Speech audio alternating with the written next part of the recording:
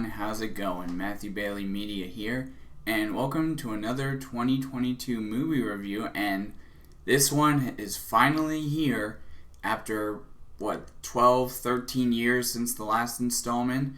I'm finally able to review Avatar: The Way of Water. Yep, this is the second installment to the Avatar franchise by James Cameron. I'm saying franchise because there's more than just this one and the first movie in this universe. And I gotta say, I honestly did not expect how this movie to be insanely better than the first movie, in my opinion. Now, I will say that it kind of looks like one of my friends, my good friend Matthew Davis Media, actually still prefers the first one when it comes to these two, but my cousin Tyler Bailey actually likes this one a lot better than the first one. I literally saw his rating on his website called Letterboxd, which is kind of like Rotten Tomatoes, but anyways, I'm getting too much into that. So Avatar: The Way of Water clearly takes place many years after the first film, and in that time span, Jake and Neytiri have kids, and 3 biological and 2 adopted. One is a Na'vi girl and one is a human or whatever. And the way that those 2 characters, especially, the way their arcs progress in this movie is something I honestly was not expecting. And I was really surprised by the fact that that a few characters ended up dying in the first movie, but some of them ended up coming back, which, needless to say, this isn't really a spoiler because he was featured in the trailers. We do see the return of Colonel Miles Quaritch, played by Stephen Lang, and he was amazing in this movie. I gotta say, I kind of liked him more in this movie than he was in the first movie. And I tell you, I cannot wait to see how much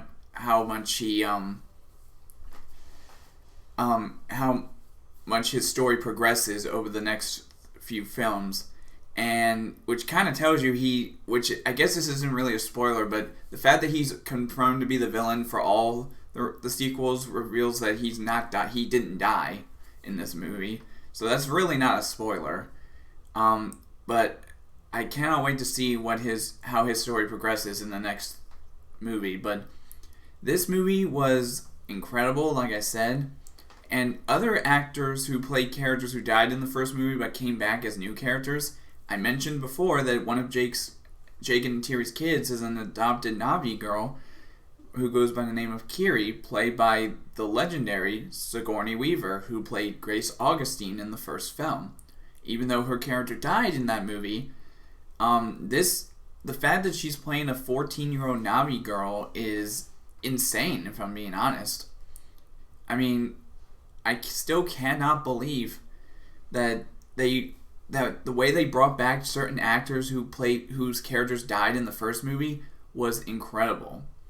And the fact that it's literally called The Way of Water, and we literally see some scenes in the film where they are swimming underwater, and that is real underwater footage. Literally, they filmed underwater with motion capture, which is the first movie to ever do that in Hollywood. James Cameron knows what he's doing when it comes to making not only films, but heck, sequels, in fact. Because this isn't the only sequel he's done that ended up being better than the first movie to most people. Most people thought that movies like Aliens and Terminator 2, both of which are sequels to films that either were directed by James Cameron or weren't, but yet they ended up being better than the first movie. And I gotta say, I think Terminator 2 and Terminator 1 were the only ones to both be directed by James Cameron. I think Aliens was the only Alien movie to be directed by James Cameron, and not the first one. But I still think but the fact that T1 and T2 is a good example of him actually making the sequel be better than the first movie, this is another example. I tell you, I was so happy for this movie to finally be coming out, and I will be getting it on DVD when when it gets taken out of theaters, and hopefully this movie ends up doing way better than the first movie did on its opening weekend back in 2009. I think the first movie made like 77 million on its opening weekend, and by the second weekend it only dropped like 1.8%. And that was incredible. And I'm kind of hoping the same thing happens for this movie, where it ends up not only being better in the opening weekend, but it has the same kind of drop in funds as the last one. And I gotta say, this is a must-see film in theaters. Now, to be fair, I ended up seeing it in 2D, but I still thought it was really good, even with the 2D format. But most people are suggesting that you should see it in 3D, or especially IMAX 3D. And I have to agree with them that it probably would have been much better for me to see this movie in IMAX 3D, or heck, even 3D. But there's a reason why I'm trying to wait until I see it in 3D or IMAX 3D, and that's because even though I'm an employee at the movie theaters, they have this thing in place for the first 15 days of its release, just like they had with Black Panther 2, that I can't see it for free for some reason as an employee. But like I said, in 15 days, I'll probably try to see a 3D or an IMAX 3D showing of it, and I will be really excited for that. But again, this movie is a must-see. I feel like this movie will, just like with Spider-Man No Way Home last year, this movie will really get us back into the groove of being insanely busy at movie theaters during the holiday season, as well as getting more people to come back to the theaters after this unfortunate last 2 years in the pandemic that we've been dealing with.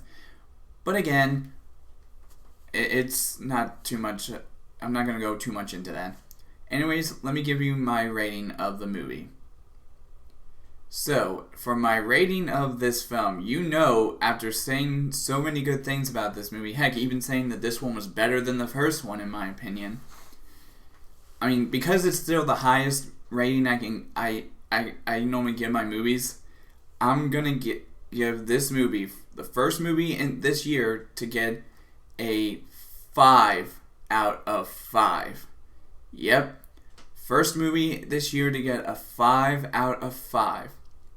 Something I did not think was gonna be impossible for any other movie, at least, except for this one.